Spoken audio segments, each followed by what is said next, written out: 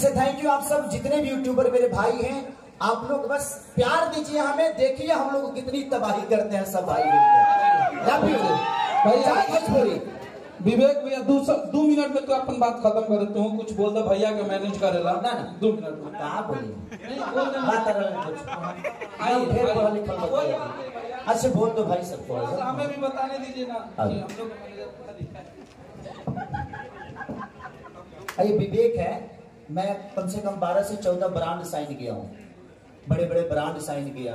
विवेक जब से आए हैं, मैं पहले ब्रांडिंग नहीं करता था, भोजपुरी के लोगों को ब्रांड में कहाँ ले गए, लेकिन आज रूपा से लेकर सरिया से लेकर टीबी पियाजियो से लेकर बड़े बड़े दवाई से लेकर डाबर से लेकर मैंने कम से कम 15 से 20 ब्रांड मैंने साइन किए। और विवेक बहुत मेहनती है, पढ़े लिखे हैं, पेपर यही देखते हैं। एगो पेपर यह देखे थे जिस पेपर से हम आज तक नहीं निकल पाए हैं, अब कब निकलेंगे भगवान। लेकिन वो भी हमारे भाई हैं, आज नहीं तो कल।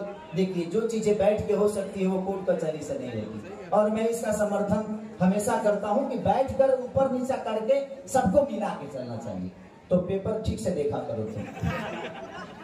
थैंक यू भैया, मतलब वो पेपर तो मैंने देखा था, आपने साइन किया। हमारा अगला